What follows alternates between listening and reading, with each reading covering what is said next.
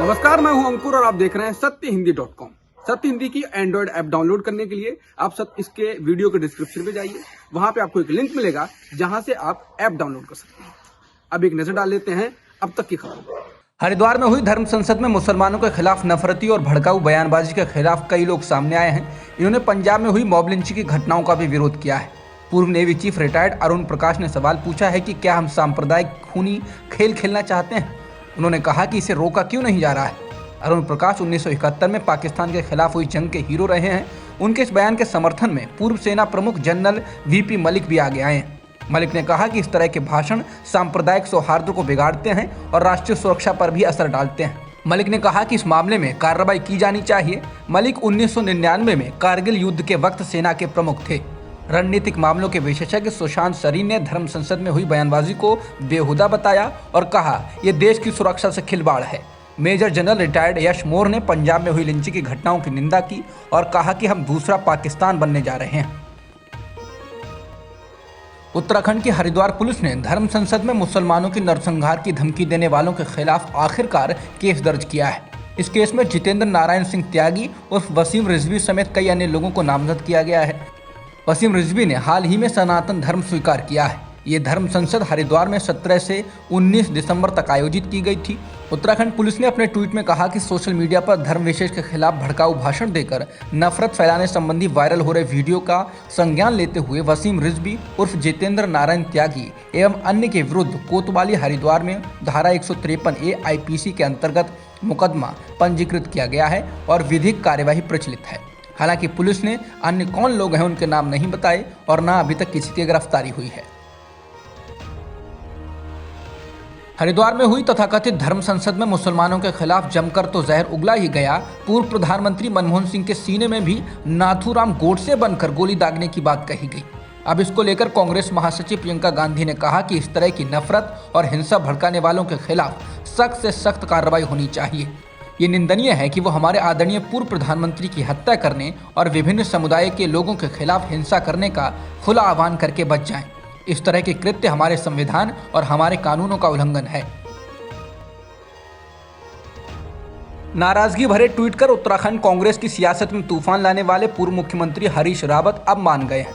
नाराजगी जताने के बाद रावत और प्रदेश के अन्य वरिष्ठ नेताओं को कांग्रेस के पूर्व अध्यक्ष राहुल गांधी ने दिल्ली बुलाया और शुक्रवार को उनसे बातचीत की। इससे पहले कांग्रेस महासचिव प्रियंका गांधी वाड्रा ने भी रावत से बात की थी। राहुल से मुलाकात के बाद रावत बेहद खुश दिखाई दिए और उन्होंने कहा कि वे पूरी तरह संतुष्ट हैं। उन्होंने कहा कि हाईकमान ने उनसे कहा है कि उत्तराखंड का चुनाव उन्हीं के नेतृत्व में लड़ा जाएगा और सारे नेता चुनाव में पूरा सहयोग देंगे। ये तय था कि विधानसभा चुनाव से पहले हाईकमान रावत को नाराज रखकर किसी तरह का जोखिम नहीं लेगा और इसीलिए उसने रावत की नाराजगी का तुरंत संज्ञान लिया। ओमिक्रॉन वेरिएंट के तेजी से फैलने के बाद इलाहाबाद हाईकोर्ट ने अहम टिप्पणी की। कोर्ट ने चुनाव आयोग और प्रधानमंत्री से अपील की है कि चुनाव को कुछ समय के लिए टाल दिया जाए और साथ ही रैलियों पर भी रोक लगा दी जाए। बता दें कि ओमिक्रॉन वेरिएंट की रफ्तार बेहद तेज है और कुछ ही दिनों में ये कई राज्यों में पैर पसार चुका है। कोर्ट ने चुनाव आयोग से कहा कि विधानसभा चुनाव को 1 या 2 महीने के लिए टाल दिया जाए। जस्टिस शेखर यादव ने कहा कि अगर रैलियां नहीं रुकती हैं तो दूसरी लहर से भी खराब नतीजे होंगे। उन्होंने कहा कि जान है तो जहान है।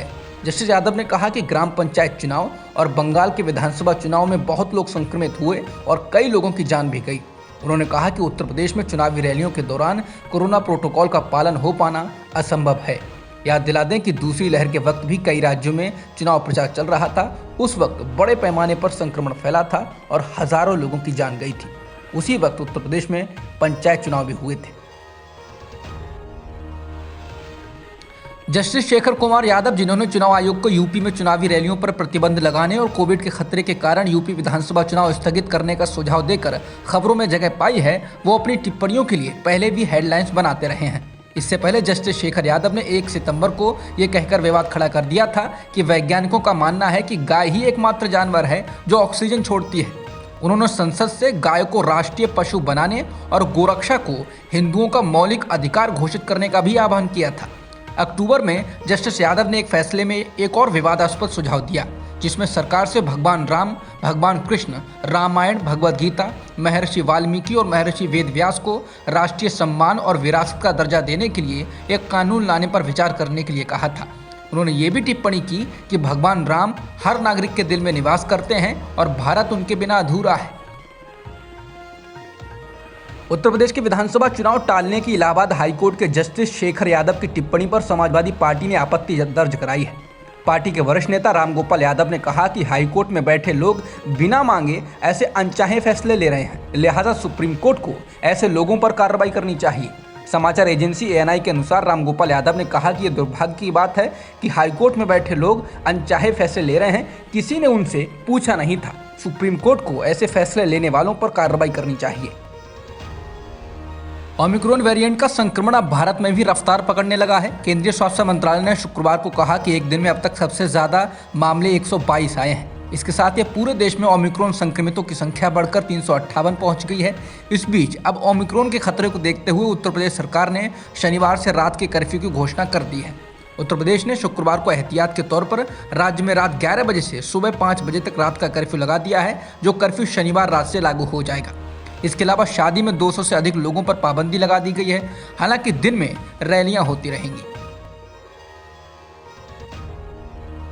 समाजवादी परफ्यूम वाले बड़े कारोबारी पीयूष जैन के ठिकानों पर आज केंद्र सरकार की जीएसटी इंटेलिजेंस यूनिट समेत कई एजेंसियों ने छापे मारे।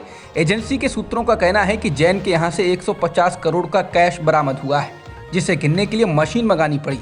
रुपए गिनने और छापे की कार्रवाई अभी भी जारी है। पीयूष जैन समाजवादी पार्टी के समर्थक और शुभचिंतक माने जाते हैं। सपा अध्यक्ष अखिलेश यादव ने नवंबर में समाजवादी परफ्यूम को लॉन्च किया था। पीयूष जैन शिखर गुटखा कारोबार से भी जुड़े हैं। छापों की कार्रवाई शिखर गुटखा के सप्लायर पर भी की गई है। सपा समर्थक कारोबारियों पर छापे की दूसरी बड़ी कार्रवाई है। इससे पहले सपा प्रवक्ता राजीव राय, जैनेन्द्र यादव और मनोज यादव के ठिकानों पर भी छापे मारे गए थे। कोरोना की दूसरी लहर में देश में बुरा हाल था, लेकिन उससे भी बुरा हाल उत्तर प्रदेश में तब दिखा जब गंगा में लाशें तैरती हुई दिखी थी। सरकार की इसको लेकर जमकर आलोचना हुई थी, लेकिन सरकार इससे बार बार इनकार करती रही। लेकिन अब national mission for clean Ganga और नमामि गंगे परियोजना के चीफ रहे राजीव रंजन मिश्रा और स्वच्छ गंगा परियोजना के साथ काम करने वाले आईडीएस अधिकारी पुष्कर उपाध्याय ने इसकी पोल अपनी नई किताब में खोली है। उन्होंने अपनी नई किताब गंगा रीइमेजिनिंग, रेजुविनेटिंग, रिकनेक्टिंग में दावा किया है कि कोरोना की विनाशकारी दूसरी लहर के दौरान उत्तर प्रदेश में गंगा नदी लाशों को फेंकने की आसान जगह बन गई थी। इसमें कहा गया है कि कोरोना महामारी की दूसरी लहर के दौरान मरने वालों की संख्या बढ़ने के साथ अंतिम संस्कार करने के दायरे बढ़ते गए। यूपी और बिहार के शमशान घाटों पर चलती चिताओं के बीच गंगा नदी शवों के लिए एक आसान डंपिंग ग्राउंड बन गई थी। हरभजन सिंह ने क्रिकेट के सभी फॉर्मेट से संन्यास लेने की घोषणा कर दी है। इस बात के कयास लगाए जा रहे हैं कि हरभजन सिंह सियासत में उतर सकते हैं और कांग्रेस पार्टी का हाथ पकड़ सकते हैं। कुछ दिन पहले पंजाब कांग्रेस के अध्यक्ष नवजोत सिंह सिद्धू ने हरभजन सिंह के साथ एक तस्वीर ट्वीट की थी और उसके कैप्शन में लिखा था, लोडेड विद पॉसिबिलिटीज, यानी संभावनाओं से भरपूर। इसके साथ ही ये चर्चा और जोर पकड़ गई थी कि हरभजन सिंह जल्द क्रिकेट से संन्यास का ऐलान कर देंगे।